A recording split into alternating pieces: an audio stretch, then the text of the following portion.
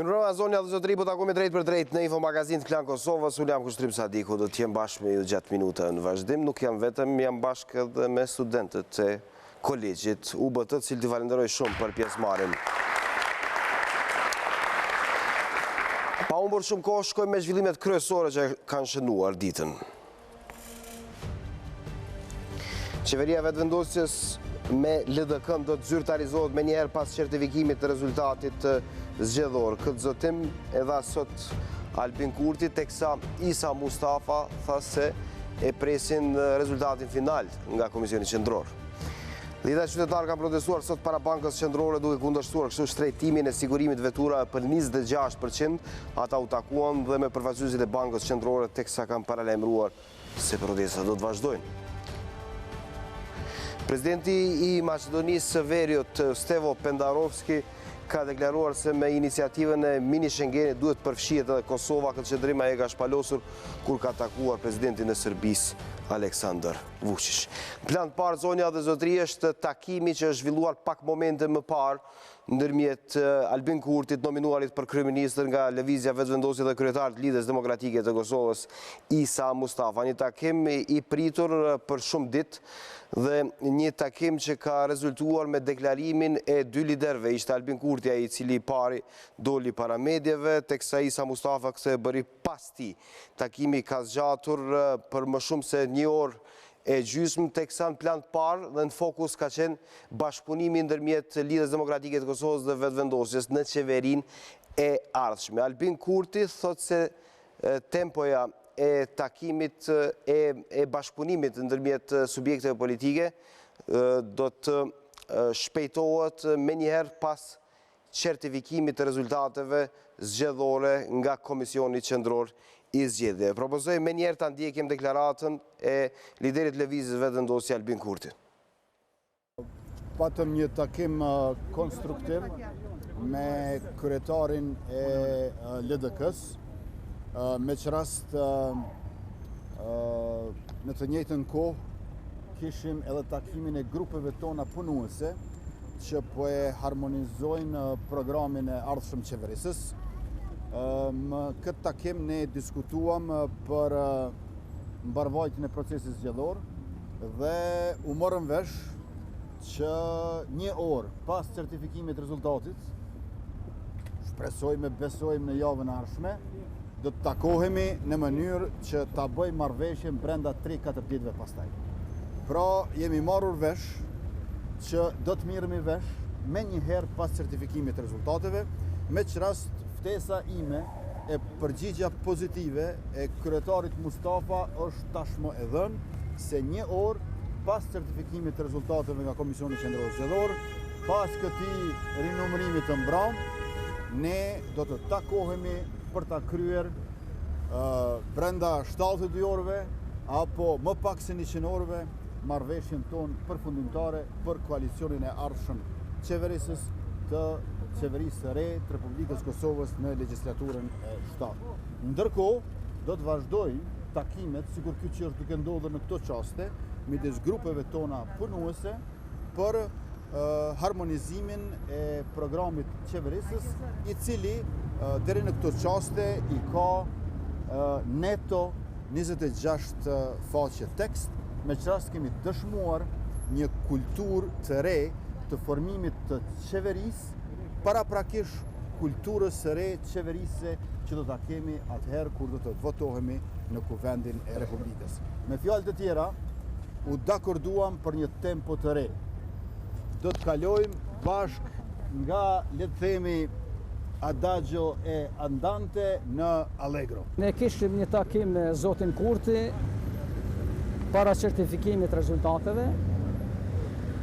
Vlerësuam procesin e harmonizimit programit qeverisës që është bërë në këtë periudhë ndërmjet dy subjekteve tona politike, LDK-s dhe Vetëvendosjes, dhe erdhëm përfundim se ka arritur mjaft shumë në këtë aspekt, sepse janë harmonizuar shumë çështjet politikave të zhvillimit ekonomik të vendit, fushës së arsimit, shëndetësisë, pastaj të shtetit ligjor, të politikave sociale, të formimit në vërtet organogramit qeverisë hashme në aspektin e numrit ministrive dhe u morëm vesh që posa të bëtë certifikimi e rezultateve, tulemi me njëherë bashkarisht me ekipet ose në formatin që ne vlerësojmë bashkarisht, të merrem me vesh për mundësinë e koalicionit qeverisë dhe themelimit të qeverisë përbashkët në mes dy subjekteve tona politike.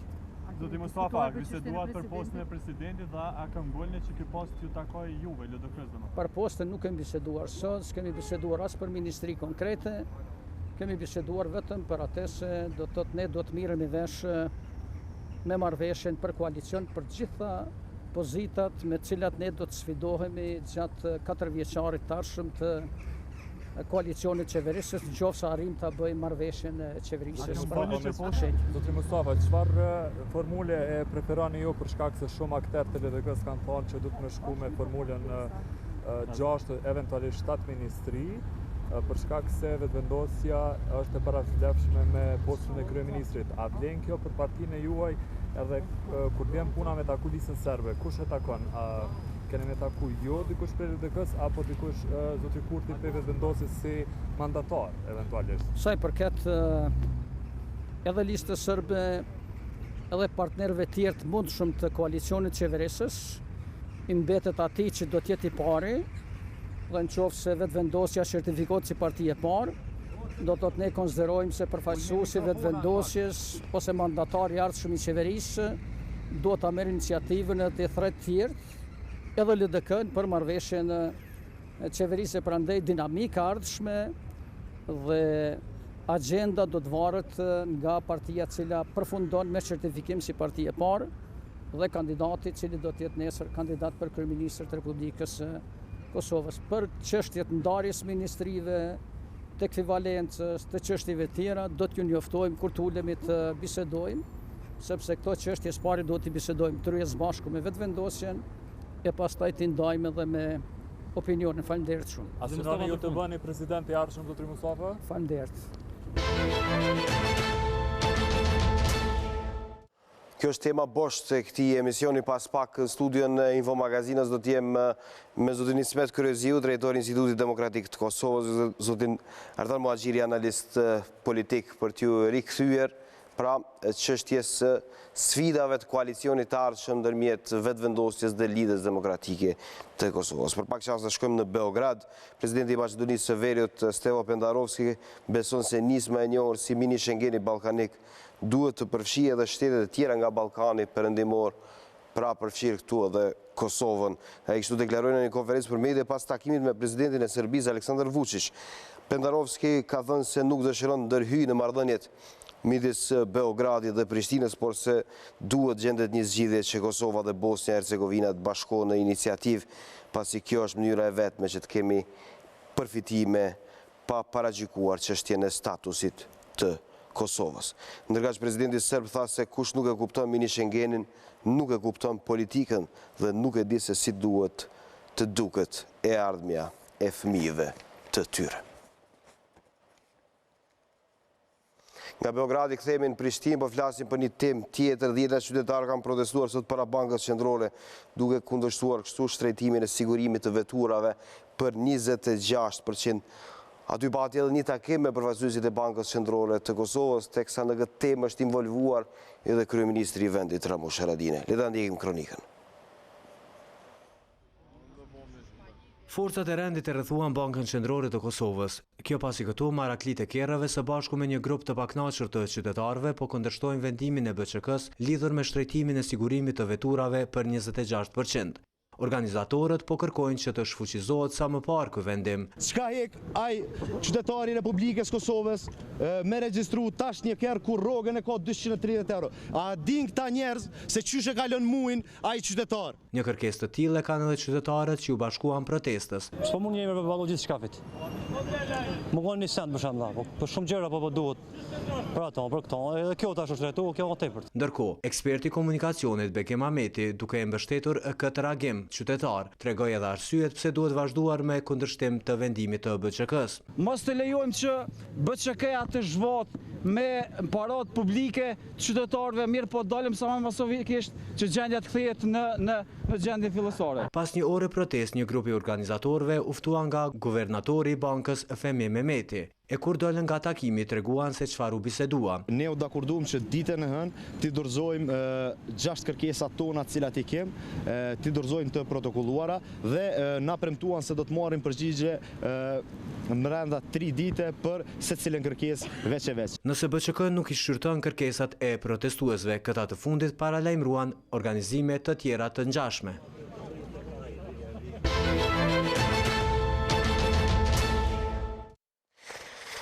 Ndërkohë, protesta mund të ketë edhe për rritjen e çmimit të naftës, po del se disa kompani që shesin atë janë marrë vesh vjet që në mënyrë të organizuar të shtrejtojnë kështu produktet. Materialin vazhdim na flet për detaje.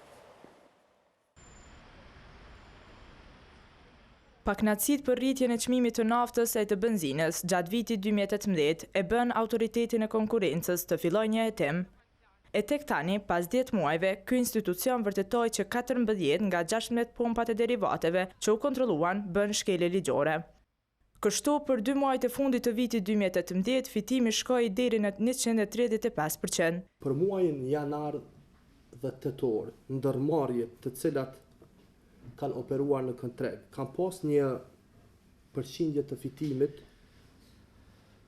9%, ndërsa për muajin nëntor dhe dhjetor, në muajin nëntor ka pas një rritje në 60%, ndërsa në muajin dhjetor ka qenë 124%.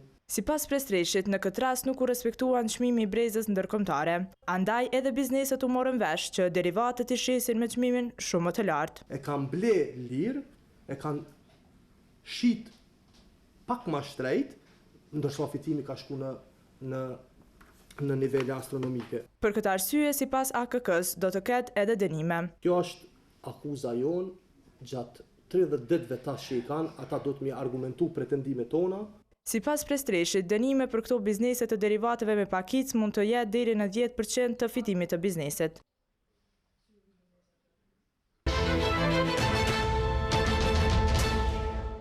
Kronika në vazhdim flet për krimet që Serbia i ka kryer në Kosovë. Drejtuesit e mjekësisë ligjore kanë thënë se të martën do të nisin gërmimet brenda hapësirës universitare në Prishtinë për të kërkuar eshtrat e të pagjeturve.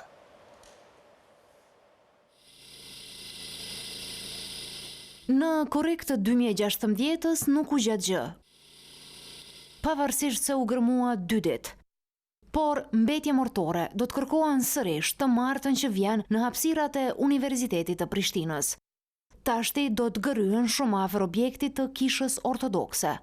Më parë ishte thënë se këtu, gjatë luftës kanë ngërmuar eskavatorët, ndërsa janë parë edhe qeset të zeza, të mëdha dhe të ngarkuara. Të gjitha ata të cilët kanë qenë të ndaluar, i kanë mbajtur në podrumet e Fakultetit Ekonomik dhe Juridik, të cilin e kemi pas vizituar një herë pas luftës, dhe ka qenë një vend të cilin kemi pa mjetet të cilat janë përdorur, ndresa të femrave, gjak dhe kështu me radhë. Gërmimet përsëritën pasi thuhet se ka rrethana të reja dhe se një dëshmitar këmbgul për ndryshim terreni, ku më 1999 punuan eskavatorët. Por tani janë disa rrethana të reja, të cilat faktikisht dëshmitari e lëviz terrenin dhe thotë se në këtë pjesë ka qenë dhe thotë gërmimi gjatë asaj kohë të luftës. Më tepër se 1600 persona vazhdojnë të konsiderohen të zhdukur prej luftës së vitit 1998-1999. Pasojat e luftës mund të jetë një nga arsyet kryesore për dhunën në familje. Dhunë në familje për cilën ose me cilën po pësojnë më shumë të gratë e Kosovës. Këtë konstatim e dha sot presidenti i vendit Hashim Thaçi, i cili mori pjesë në një organizim të veçantë. Detajet i ndjekim bashkë nga materialin vazhdim. Ai po e grushton me aq fuqi sa ka. E ajo zorë se po mund të mbrohet karshidhunes fizike që i shoqi po ushtron ndaj saj. Ky është veç një shembull i improvizuar për të dëshmuar se si ky grua që ishte pjesë e kampanjës për të ndalur dhunën ndaj kësaj gjenie ka dhe plot të tjera në Kosovë. Anketa mbi mirëqenjen dhe sigurinë e grave në Kosovë OSBE-s i publikuar këtë të premtë tregon edhe për vëgjësimin e këtyre të fundit që kanë nisur të raportojnë këto raste. Sipas këtij raporti janë rreth 1700 të tilla që i kanë denoncuar dhunuesit në polici. Për shefin e OSBE-s në Prishtinë janë bratu, ky fenomen nuk ndodh veç në Kosovë. Sipas kësaj ankete, 8% kanë përjetuar dhunë seksuale dhe dhunë fizike nga partneri i tyre dhe 1 nga 20 gra janë dhunuar që nga mosha 15 vjeçare në Bashkimin Evropian. Këtë përmendi se kjo nuk është problem vetëm në Kosovë, por në të gjithë vendet e BE-s dhe në vendin ku vijun. Rastet të dhunës ka edhe këtu në Kosovë, ku sipas policisë së Kosovës, gratë janë vrarë nga burrat e tyre dhe kjo është një çështje që e prek gjithë familjen. Me këtë fakt është i njoftuar edhe i pari i shtetit kosovar. Por Hashim Thaçi po thotë se kësaj dukurie i ka kontribuar edhe konflikti i fundit në vend para 20 viteve. Traumat, rrethellat e luftës, të gjenocidit, të represionit e të diskriminimit, të përjashtimit dhe mohimit e të drejtave prekin thellë në shoqërinë tonë. Pavarësisht kësaj, më shumë angazhim prej autoriteteve kosovare po kërkon shefja e zyres së BE-s në vend, Natalja Apostolova. Mund të thuhet jo detyrimisht se na është thënë diçka që nuk kemi ditur, por qeveria duhet të përkujdeset më shumë duke ndarë mjete shtesë në këtë aspekt. Ky raport u publikua në prag të 25 nëntorit, ditës ndërkombëtare për eliminimin e dhunës ndaj grave dhe fillimit të fushatës 16 ditët e aktivizmit.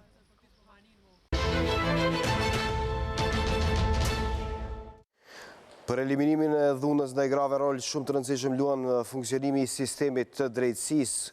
Ky sistem duket se ka nevojë për reformë të thellë, ndërkohë që ky konstatim u nxorr në një konferencë mbajtur nga grupi për studime juridike dhe politike me temë vettingu, mënyra e vetme për të siguruar pavarësinë e plotë të sistemit të drejtësisë. Arbresha Logja, drejtoresh në këtë institut, kërkoi nga qeveria e re që të fillojë këtë proces menjëherë pas marrjes së mandatit. Sipas saj, udhëheqësit e shtetit duhet të kenë prioritet fillimin e një sistemit vettingu që duhet ketë elemente procedurale, pa anshmëri, të jetë dizajnuar nga njerëz kompetent me standarde më të mira ndërkombëtare dhe të rajonit dhe të jenë persona profesional. Vettingu sipas saj duhet përfshijë edhe kategori të tjera të institucioneve, sidomos polici, dogana dhe zyrtar të prokurimit. Kanë kaluar 30 vjet që nga rënja e sistemit komunist, e ardhja e një tjetri nga i cili ndërrim po konsiderohet se më shumë të përfituan Shtetet e Bashkuara të Amerikës, por kur ra komunizmi dhe si filloi demokracia. Do ta ndjekim një kronik në vazhdim që flet për detaje. Shembja e murit të Berlinit po konsiderohet si rënja e komunizmit dhe fillimi i demokracisë. Ky konstatim doli të premte në konferencën shkencore, 30 vjetori rënjes së sistemit komunist, që u organizua nga Kryeziu UBT në bashkëpunim me Institutin Shkencor Suedezo-Kosovar. Rënja e tij 30 vjet më parë ndreqi një padrejtësi të madhe, i dha fund ndarjes dhe mundsoi bashkimin e Gjermanisë. Për botën, ky akt shënon rënjen e perdes së hekur dhe fundin e luftës së ftoftë. E sipas zëvendës kryeministrit në detyrë Enver Hoxhaj, SBA-ja ka qenë përfituesja më e madhe me rënjen e komunizmit. Këtë po thamë me që kohëve të fundit ka një debat shumë të thellë ndërkombëtar për atë se ku është rendi i ri botror. Por Hoxhaj tha se në 30 vitet e fundit përfitoi shumë edhe Ballkani, si dhe vetë shteti i Kosovës. Këtë e tha edhe drejtoresha e Institutit Shkencor Suedezo-Kosovar Salihe Salihu. Pjesë e kësaj konference një ditore ishin 10 pjesëmarrës vendor dhe ndërkombëtar, derisa këtu do të prezantohen rreth 30 punime.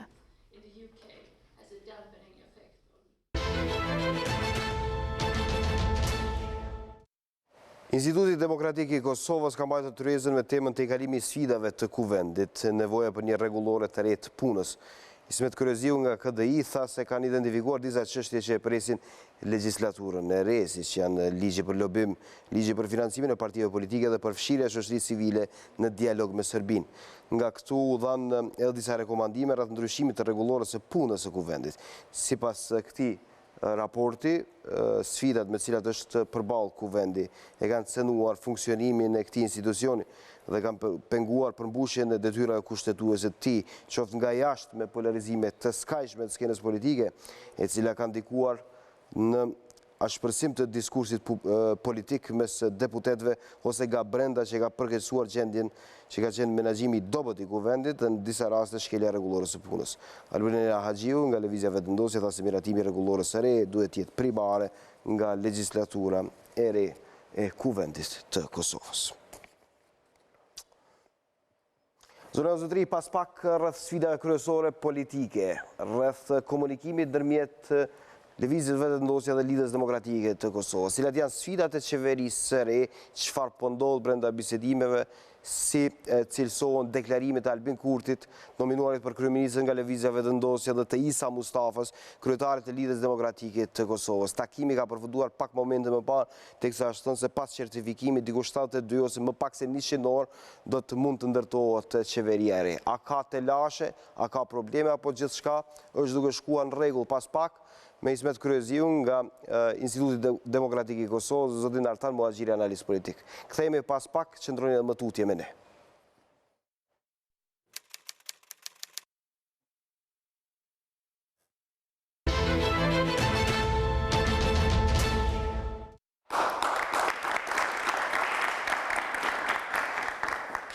Zona zotëri, ju jeni në vendin e duhur, kjo është Info Magazina.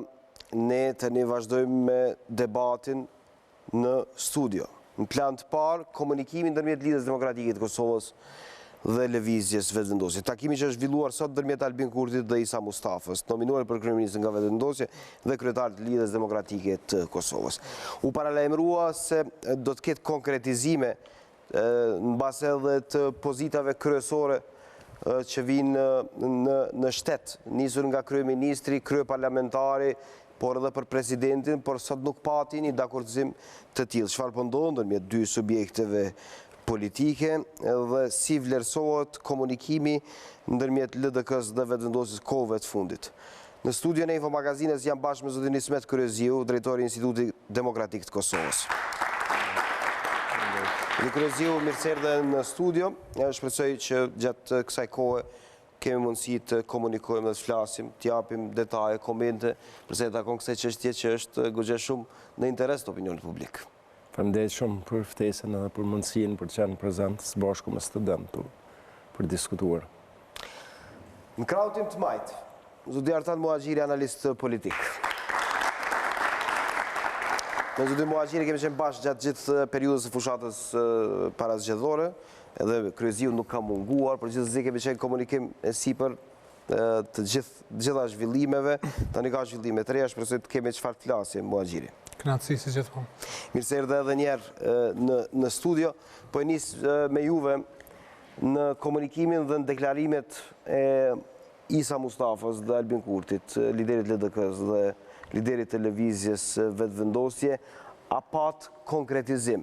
Njeri deklaroi në një gjuhë, po e quaj kështu, të muzikës serioze, kur u referua në tempon e funksionimit ose funksionalizimit të marrëveshjes, duket se i ka mbetur para 3-4 ditëve kur ka qenë tek Filharmonia e Kosovës, pak të po i referohem zotit Kurti, tha 72 orë deri 100 orë kryet gjithçka pas certifikimit të rezultatit zgjedhor.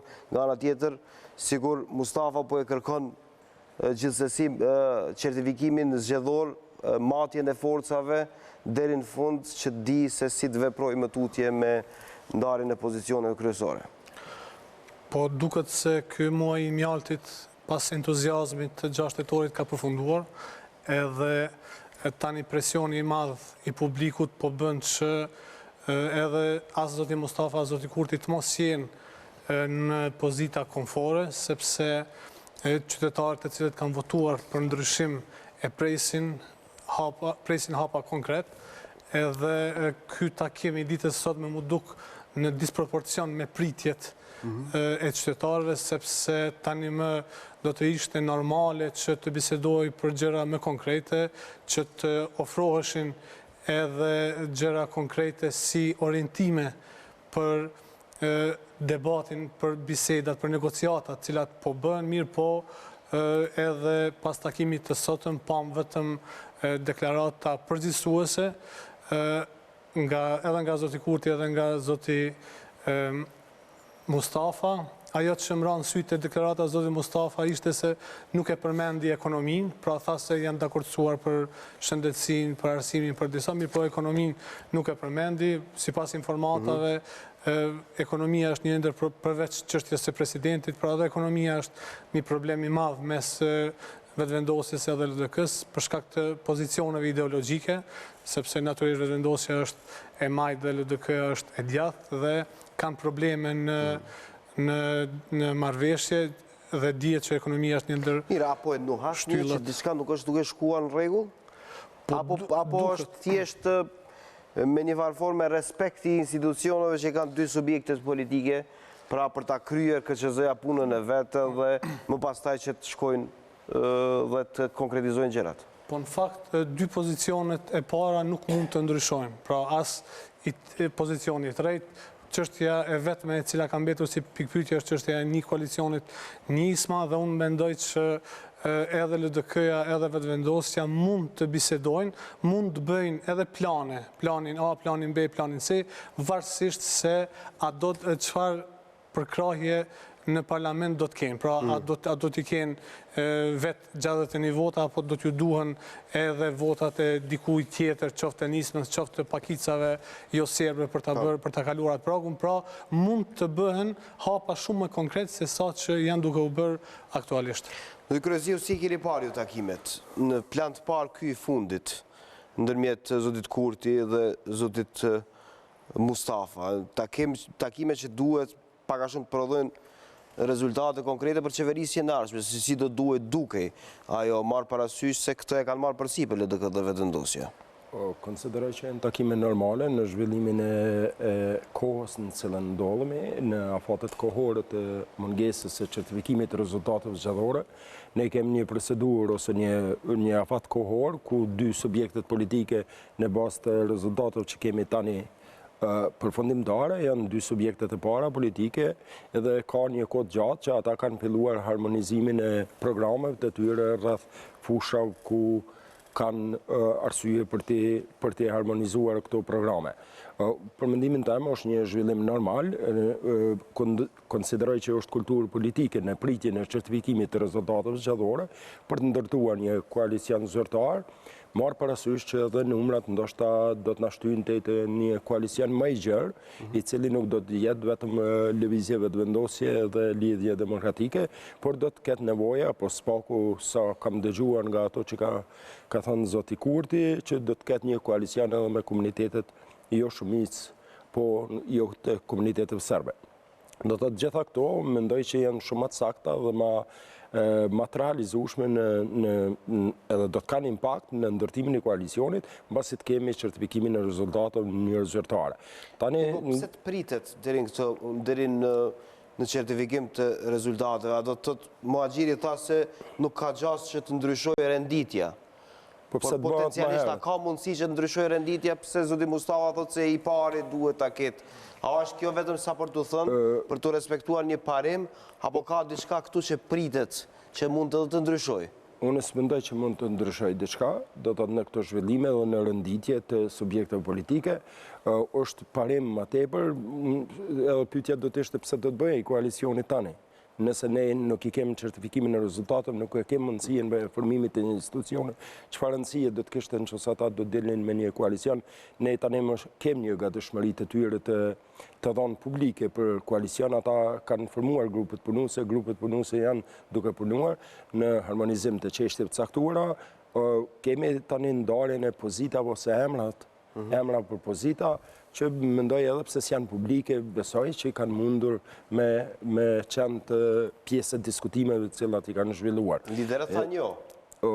Po sot tani gjitha diskutimet besoj që nuk janë gjithmonë për publikun, por gjithsesi besoj e javashme, prej shumë dikon të martën, konsideroj që në bazë të afateve kohore, nëse s'ka ndonjë veprim të gjykatës kushtetuese pas ankesës që sa ka bërë koalicioni nisma KRPD për të parandaluar ose për dhënë masën e përkohshme në këtë proces, mendojmë që të martën do të jetë certifikimi i zgjedhjeve edhe tek më saj do të kem koalicionin apo edhe veprimet më të tjeshme të cilat janë në themelimin e institucioneve në institucioneve që konsiderojmë që kjo do të ndodhë, ose duhet ndodhë tani 30 ditë mas ditës së certifikimit thirrja e seancës nga ana e presidentit. Mi përmendet një element shumë me rëndësi, zoti Kryeziu, do ta bëj një shkputje për ta kërkuar një konfirmim, sepse u raportua më herët, por raportimet ishin pak a shumë konfuze se për çfarë është drejtuar gjykatës kushtetuese një koalicion ndërmjet nismës social-demokrate, Aleancës Kosova e Re dhe Partisë Drejtësisë. U raportua se mund të jetë problemi i votave të serbe, votat e diasporës, apo çfarë dhe cili mund të jetë ndikimi, do të tentojmë që ta bëjmë një lidhje të drejtë për drejtë me dikë nga përfaqësuesit e nismës social-demokrate, teksa jemi ne këtu në debat në Infomagazin, le të ma konfirmojnë nëse e kemi një lidhje të tillë ose të vazhdojmë më tutje me rrjedhën e debatit. Kemi një lidhje të drejtë për drejtë, zotin Artan Gashi, nga nisma social-demokrate. Zoti Gashi, përshëndetje. Përshëndetje. Mund ta konfirmojmë se nisma i është drejtuar gjykatës kushtetuese dhe të lutem na qartësose për çfarë i është drejtuar gjykatës kushtetuese. Po, mund ta konfirmoj se jemi drejtuar gjykatës kushtetuese me një ankesë e cila ndërlidhet me vendimin e gjykatës supreme rreth votave të diasporës që kanë arritur pas lishmërisë të pas 5 tetorit, dhe që megjithatë janë numëruar dhe janë futur në listën, do të thotë në numrat e votave të rregullta të zgjedhjeve të kaluara. Po cila është arsye që ju i keni drejtuar kushtetueses lidhur me votat që kanë ardhur me vonesë? Ja, është kjo se do të thotë gjykata supreme në këtë rast, sipas mendimit të gjykimit tonë, ka marrë vendim të jashtëligjshëm, sepse rregullat, ligji dhe rregulloria e Komisionit Zgjedhor e ka përcaktuar që votat nga diaspora, pra votat me postë, duhet të arrijnë deri më 5 tetor, kurse votat që janë numëruar kanë arritur në raste të caktuara deri më 18 tetor, do të thotë edhe mbi një javë pas mandatit të përcaktuar nga rregulloria, dhe si të tilla janë të paligjshme. Jo sepse nisma ka diçka kundër ndaj votave të diasporës, por në aspekt ligjshmërisë. Do të nuk mundet që një gjykatë në Kosovë të marrë vendim sipas ndjeshmërisë, po duhet të marrë vendime sipas ligjshmërisë. Pra ligjshmëria në këtë rast nuk është respektuar dhe ne kemi kërkuar që ligjshmëria të mbrohet, po potencoj se nisma dhe koalicioni i udhëhequr nga nisma vetë se ka kaluar pragun dhe kjo nuk është betejë e nismës për vota për prag, por është betejë e nismës për ligjshmëritë të procesit zgjedhor. Kjo lëndë në gjykatë kushtetuese nuk e shtyn ose nuk e sankcionon me një farforme shpallën e certifikimit të rezultateve nga Komisioni Qendror i Zgjedhjeve, apo jo, ka një afat kohor që mund ta bëjë një gjë të tillë. Sepse vendimi i gjykatës kushtetuese do të reflektonte në numrin e deputetëve, do të reflektonte jo sa i përket nismës ose sa i përket partive tjera, por përgjithësi, nëse deri tash Komisioni Zgjedhor ka pritur gjithmonë që të përfundojnë ankesat ligjore, duhet të presë edhe në këtë rast, pavarësisht se kur do të vijë ky vendim nga gjykata kushtetuese, unë pres se gjykata kushtetuese të ngutet për të marrë këtë vendim, duke pas parasysh se pritet edhe themelimi i vendit, konsultimi i kuvendit, stabilimi i qeverisë që cakto. Mirë po, duhet kemi parasysh pra që jemi duke folur për ligjshmërinë e këtyre zgjedhjeve. Dhe ky vendim i gjykatës supreme ka vënë dyshim ligjshmërinë e këtyre zgjedhjeve, duke i futur në numrim votat që kanë arritur pas afatit ligjor. Zoti Gashi, faleminderit shumë që ishit me neve drejt për drejt këtu në Infomagazin. Ishim bashkë me zotin Artan Gashi nga nisma social-demokrate. Një fjali më bëri përshtypje goxha shumë, thotë nuk varet ose nuk e prek nismën përse i takon votave, por mund të ndryshojë numrin e deputetëve që vijnë nga subjekte tjera politike. Kjo do të thotë se me këtë formë atakohet vetëvendosje, sepse vetëvendosje ka patur numrin më të madh votave nga diaspora që kanë ardhur, edhe ato që kanë ardhur me vonesë.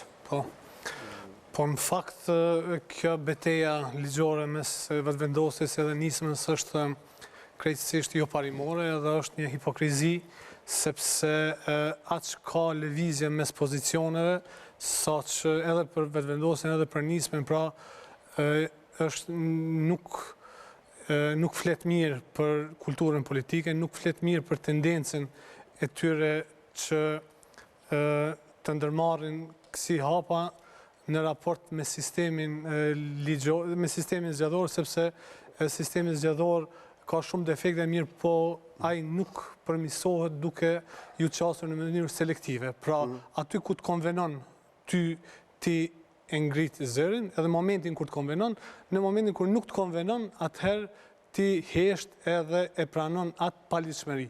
Pra edhe... Duket se armiqësia është thelluar. Por në këtë situatë, impakti, cili do të mund të asim të gjykata kushtetuese, atakon vetëvendosin. Po, e atakon mirë, po nuk mendoj se ja humbë vendin e parë. Pra nuk ka gjasa që në bazë të atyre votave ti të... Mendoni se nuk ka gjasa? Jo. Kryeziu? Bazu në votat, spaku nga ato që i kemi, ende pa u përmbyllur rinumrimi, jo që nuk ka gjas të ndroj rënditjen, po nuk ka gjas as të ndroj numrin e deputetëve. Mendojmë edhe në qëse hekëm të mbi 6.400 vota sa janë cilat janë të ardha në maskoa, edhe të futura në rezultate pas vendimit të gjykatës së preme, atëherë vetëvendosja dikun do tjetë me diferencë rreth 12.600 vota nga subjekti i dytë politik. Diferenca e vetme që mund të bojnë këto është edhe të subjekti nisma, e cila tani gjatë procesit rinumrimit, në fakt nuk e dim se a do tjetë në prag, a do tjetë në prag, por gjithsesi në qoftë do të hiqen të vota, atëherë nisma do të ketë një prag të sigurt me mbi 130 vota më tepër se sa deri tani ka një hutije se do tjetë në prag apo do tjetë në prag. Ona tjetër ato që tha zoti Gashi, KQZ në asnjë moment nuk është e obliguar të pres një interpretim të gjykatës kushtetuese, KQZ mund të vazhdoj certifikimin e rezultateve, përpos në rast të veçantë, nëse para certifikimit të rezultateve, gjykata kushtetuese merr një vendim për mas të përkohshme, e cila e stopon procesin, por këtë vendim mund ta marrë edhe pas certifikimit, e cila masa përkohshme mund të stopoj procesin e formimit të institucioneve. Po shembull i tillë nuk kemi parë apo jo? Jo, s'kemi parë, deri tani në dy shembuj. Një shembull i tillë, ajo do duhet ishte mbase edhe një eksperiencë e re në Kosovë. Gjithsesi do të shihej se eksperiencë e re, dy shembuj që kemi pas deri tani do të thotë në gjykatën kushtetuese në dy raste, konsideroj ish kryetaria komunës së Gjakovës, Mimoza Kosari, edhe Abrashi, ish kandidat për komunën e Prishtinës, në dy raste gjykata kushtetuese do të thotë as nuk ka marrë mas të përkohshme ose të pezullimit, po as nuk ka marrë interpretim kushtetues i cili ka ndryshuar diçka. Edhe në këtë rast, nuk e dim, tani ne si organizatë dhe si monitorues procesit zgjedhor, atëherë kemi atakuar vendimin e gjykatës së preme, kemi menduar që është vendim i padrejt, për arsye sepse ka dalur një vendim mbi ligjin zgjedhor, çfarë interpretimi do të jap gjykata kushtetuese, do të shohim atutje gjatë ditëve në vijim, po periudha kohore deri mund të marrë spaku në maksimum nga ky rast, mund të shkojë deri në 3 muaj. Gjykata kushtetuese, edhe pse zgjedhjet janë kategori kushtetuese, edhe gjykata kushtetuese ka një obligim që ta fus në diskutim ose në vendimarrje këtë çështje në mënyrë urgjente për të mos penguar procesin. Po ky është një lajm që po ndodhte në këto momente, andaj u detyruam me një farforme ta konfirmojmë, i kthemi temës bosh që është ndërlidhur natyrisht dhe me këtë tema bosh është padyshim komunikimi ndërmjet vetëvendosjes dhe lidhjes demokratike të Kosovës. Vetëvendosja insiston që nismën nuk e don pjesë, ose koalicionin e nismës nuk e don pjesë të një koalicioni të ardhshëm qeveritar, nuk e don listën sërbe. Dhe me një farforme është në komunikim dhe në negociata me lidhjen demokratike të Kosovës, negociata të cilat nuk janë të lehta. A do të thotë kjo se do të jetë e vështirë me një farforme të bëhet një koalicion, po qëse se aktualisht nisma është brenda dhe dallimi është një deputet ndërmjet dy subjekteve politike. Po këto janë ato dhimbjet e rritës politike të vetëvendosjes, sepse kjo është një situatë e re edhe për këtë subjekt politik, pra deri më tani ka qenë në komforin e opozitës, që është një kontekst krejtësisht radikalisht tjetër në raport me pozitën cilën është tash. Pra është shumë lehtë që ti jesh në pozitë dhe të kritikosh vazhdimisht, mirë po është shumë vështirë kur je në pozitë që populli, qytetarët ta kanë deleguar legitimitetin dhe tani jenë në presionin edhe të opinionit për ta institucionalizuar atë vullnet për ndryshim. Mirë, çështja e temave ju e thatë se ekonomia të ka bërë përshtypje mund të jetë një nga sfidat. Por çështja e qenit president zoti Mustafa ose kryekuvendare zonja Vjosa Osmani eventualisht, kryeministri zoti Kurti, ndarja e këtyre pozicioneve, a paraqet edhe kjo sfidë? Po, gjithsesi. Ku e shihni ju më të lashe? Po, çështja e presidentit është shumë problematike sepse për koalicionin, natyrisht për koalicionin potencial, sepse pati edhe deklarata edhe nga eksponent të rëndësishëm të lëvizjeve vendosi që është zonja Albulena Agjiu, e cila në mënyrë decisive tha se nuk do të ketë marrëveshje për presidentin, pat edhe disa tjerë, pra lëvizjeve vendosje nuk dëshiron që tani që të bisedot për presidentin, sepse dëshiron që të jetë shumë e fuqishme në vitin 2021, kur do të duhet që të diskutoj për këtë, sepse zakonisht viti i parë i qeverisjes është me entuziazëm, është me zel, është me një energji. Viti i mjaltit. Po, viti i mjaltit, sakt. Edhe ka shumë pra entuziazëm dhe punët, edhe ne kemi pa edhe në qeverit e kaluara, pra punët kryesore jenë ba brenda 100 ditëve apo brenda 6 muajve. Pra ju mendoni se një nga sfidat kryesore është çështja e presidentit? Po, absolutisht, sepse edhe zoti Mustafa nuk besoj se do të lëshoj pe, pra për arsye se është një mundësi e artë për të, duke pas parasysh që e ka shumë më të lehtë si partia e dytë, pra nuk e ka presionin e partisë së parë. Mirë po ashtu edhe zoti Kurti duhet ta kuptoj se asnjëherë asnjë qeveri nuk është themeluar pa bërë kompromise. Pra që prej të ndjerit Bajram Rexhepi e deri në qeverinë e kaluar, pra ka pas kompromise të shumta, prandaj edhe nuk ka pse edhe kësaj radhe që t'jetë ndryshe. Nuk është gjendur në kësaj situate ndonjëherë zoti Kurti, tani për herë të parë ka, të shohim se çfarë do të ndërtoj.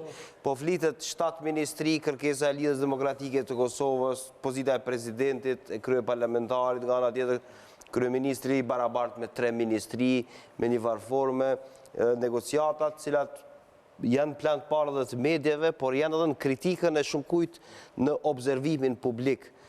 Juve, zoti Kryeziu, si janë dukur këto? Normale, pjesë të një angazhimi ose një detyrimi politik që kanë subjektet? Unë mendoj që janë normale, në vijën e angazhimit politik që kanë subjektet, normalisht që nështë është duket pasans kjo ideja 7 ministri, 3 ministri, që ose kemë parasysh numrin e ministrive, spaku nga ajo që është premtuar se do të kemë 12 ministri, e ku 2 ministri do të jenë kryesisht të rezervuara për komunitetet jo shumis, atëherë janë 10 ministri cilat do të ndashin mes 2 subjekteve politike dhe konsideroj që një kryeministri cili ka dalur i pari në zgjedhje të vijë me 3 ministri, kjo do të ishte pa drejtë dhe nuk do të ishte një koalicion në bazë të normave dhe vlerave që po synojmë me ndërtu si shoqëri.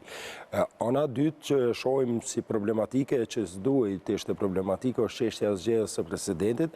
Mendoj se subjektet politike tani në këtë rast vetëvendosje me Lidhjen Demokratike jo mjaftueshëm kanë numrat kur e dim që zgjedhja e presidentit do të jetë nga 80 numra, edhe me siguri se do të ketë një nevojë për një konsensus më të gjerë politik për të pasur një pozicion edhe një president i cili vërtet do të jetë unifikues edhe do ta luajë rolin ashtu siç e përcakton edhe kushtetuta. Në anën tjetër, jemi gati thuaj se 2 vite para përfundimit të mandatit të presidentit aktual, i cili është rënë detyrën. Edhe mendoj që çdo futje e kësaj pozite në kalkulim do të ishte jo mirë për 2 subjektet politike, cilat kanë ardhur nga opozita me synimin se do të ndërtojnë edhe do të japin vlera tjera të qeverisjes edhe standarde tjera të qeverisjes edhe ndërtimit koalicione.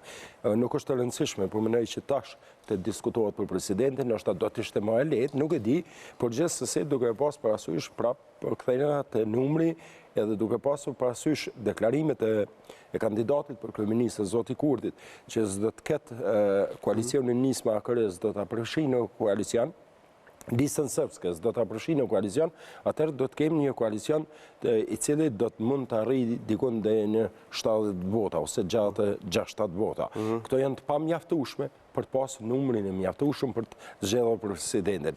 E gjithsesi kjo do të na shtymojë që të kemi një konsensus më të gjerë politik i cili ka nevojë për zgjedhjen e presidentit, edhe këto nuk mund ta vendosin nga tash lidhja demokratike edhe vetëvendosja. Konsideroj që kjo s'do duhet të jetë ngërçi i negociatave që janë duke i zhvilluar këto dy subjekte politike, por gjithsesi më shumë duhet të jenë vlerat edhe pikët programore, domethënë ka shumë çështje të rëndësishme të cilat na presin, që është çështja e dialogut, është çështja e luftës kundër korrupsionit, ka shumë tematika të ndryshme. Nëse ju pyes, sepse do duhet të jap fjalën edhe studentëve, cilët do kem punë me juve pas pak, kështu që bëuni gati, ha? 3 sfidat kryesore të një koalicioni, po që se ndodh, sipas juve. 3 sfidat që e presin më të tjerë? Po që e presin këtë koalicion. Po që se ndodh, po gjojmë 3 temat kryesore.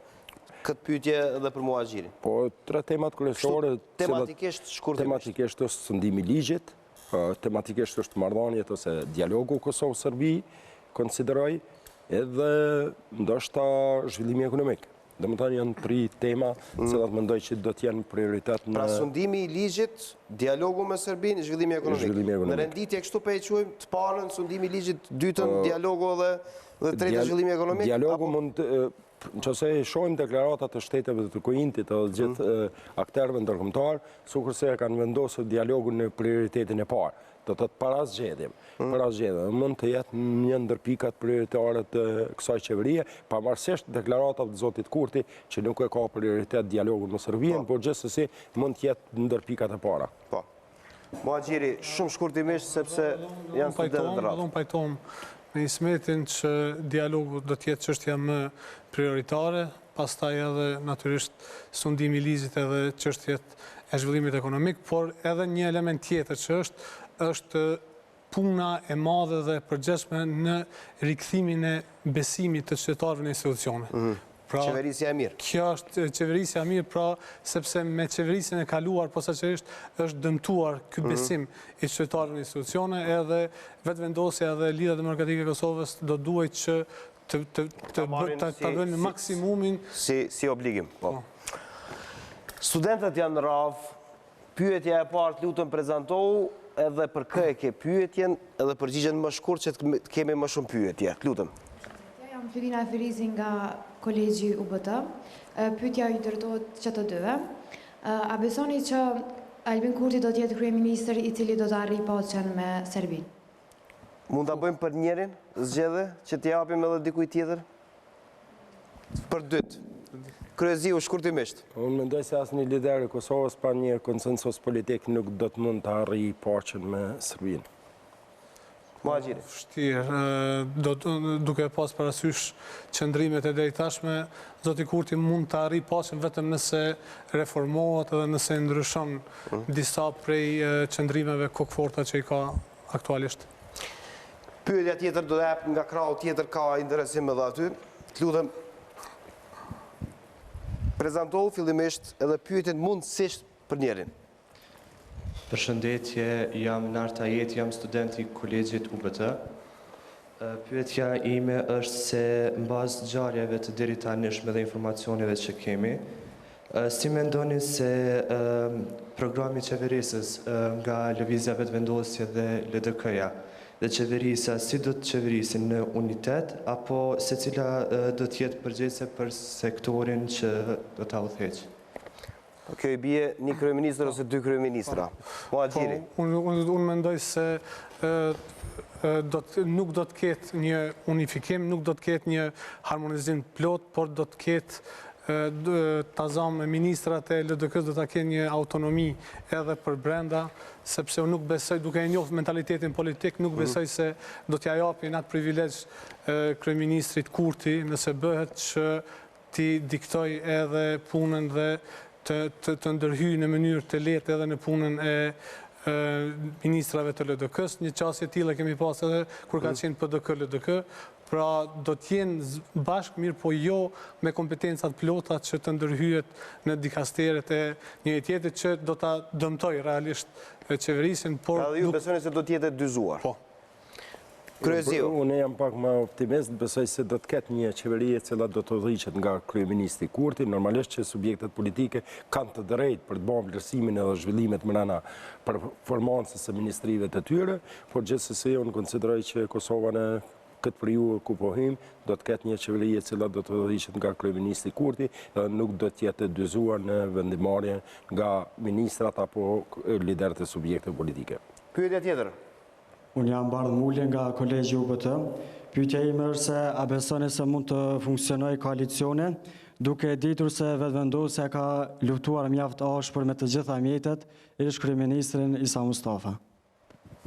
Po s'mendoj që vetëvendosja ka luftuar ish kryeministrin Mustafa, po ka luftuar për disa tematika ku aja ka pasur qëndrime të ndryshme nga ato që ka pasur Lidhja Demokratike. Mendoj që tani këto qëndrime jemi në një situatë kur kanë arritur bukur shumë të fuzionohen njëra me tjetrën edhe mendoj që ndoshta normalisht kemi një subjekt politik i cili vjen për herë të parë në qeveri edhe kemi një subjekt politik i cili gati thuaj se për 20 vite ka qenë, por do të shohim se si do të shkojë më tutje. Janë të pyetje shumë e mirë, pra janë të tani Kosova ka bërë një përvojë të madhe në ndryshimin e pozicioneve të partive politike nga një ekstremi tjetër, kështu që nuk është e çuditshme tani nga ato, pra nga animoziteti madh që të kalohet në dashuri dhe pastaj të kalohet prapë në një animozitet. Kjo po i bie nga tradhtia në profesor. E vërtet. Pyetja tjetër. Jam Blenda Agaj nga Kryeziu UBT, drejtimi media dhe komunikim. A shqeni një betejë të heshtur ndërmjet kryeministrit të Kosovës Albin Kurti dhe kryeministrit të Shqipërisë Edi Rama? Kryeministri, po. Kryeministri do të e bën fakt kryer zotin Kurti kryeministër. Po ekziston mirë, po unë mendoj se edhe është pak edhe kështu e fryrë nga mediat, sepse unë besoj se edhe kryeministri Rama edhe Kurti tha se nuk ekziston, thotë se mediat po i fryjnë kësaj pune. Edhe këtë thaj. Po unë mendoj se i din vijat e kuqe, i din deri ku mund të ndërhyjnë, kështu që ndonjëherë mund ta bëjmë për ndonjë përfitim medial, mirë po në instancë fundit e din se deri ku mund të shkojë edhe zoti Kurti në raport me Shqipërinë edhe zoti Rama në raport me Kosovën. Konsideroj që nuk është vetëm e heshtur, do të thotë është një betejë jo vetëm me zotit Kurti, por së fundi kemi pas gjitha subjekte politike, përfshi edhe ish kryeministrin, po tani edhe presidentit, sidomos të çështja mini Schengenit, ballkanik, domethënë ka disa tema që ka mos përputhje në akordimin e këtyre agjendave, por gjithsesi besojmë që do të ketë një tentativë për të akorduar edhe për ta rikthyer në ato që po thotë ta rikthyer secilin në pozicionin edhe rolin edhe përfaqësimin e shtetit të tyre. Mendoj se është kjo betejë, jo vetëm mes Kurtit, po edhe liderëve tjerë politik në Kosovë. Mira, duhet ndodhë kjo se po e barë mikrofonin të pjesa tjetër. Po tash në qoftë mendojmë që ta plotësojmë pak. Spaku institucionet e Kosovës nuk kanë shprehur ndonjë interferim në punën e institucioneve të Shqipërisë, ndërsa ne kemi pasur disa raste kur zoti Rama është pa në mënyrë si një lloj interferuesi në punën e institucioneve të Kosovës apo qëndrimet politike të Kosovës në çështje të caktuara. 50 sekondat e fundit, pyetja. Jam Gentian Biba, student në Kolegjin UBT. Pyetja ime është rreth mundësisë se sa ka gjasë që nisma të hyjnë në koalicion me lëvizjen vetëvendosje dhe LDK, duke i parë kundërshtimet që i kanë kohën e fundit këto dy subjekte politike, po ashtu edhe se nisma vetë se morëm lajme se ju ka drejtuar gjykatës kushtetuese për problemin e votave që kanë ardhur pas kohë.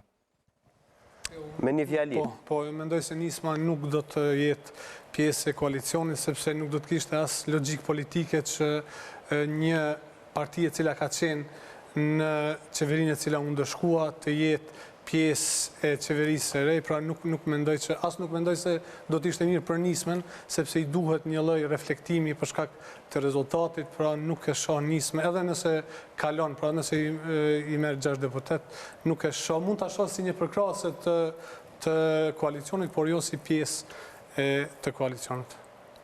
Kryeziu? Normalisht do të kishte logjik, opozita tani kemi dy subjektet opozitare, cilat kanë marrë votën për të vëllëqur edhe për të lënë opozit partitë cilat deri tani kanë vëllëqur me pushtetin, por gjithsesi nisma ka një farafërsie me Lidhjen Demokratike, kështu që nuk isha shumë i sigurt për paragjykuar prej tash sa do të jetë pjesë e koalicionit e jo.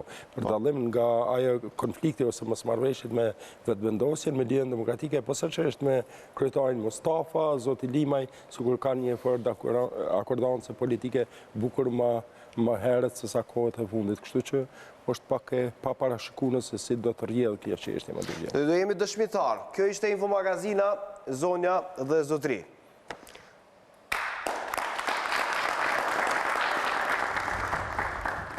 Faleminderit shumë studentët dhe faleminderit zotit Kryeziu dhe zotit Muhaxhiri që ishin me mua. Ne do të takohemi të hënën në terminin ton të zakonshëm, mirëmbëjtje dhe pashit një vikend mirë.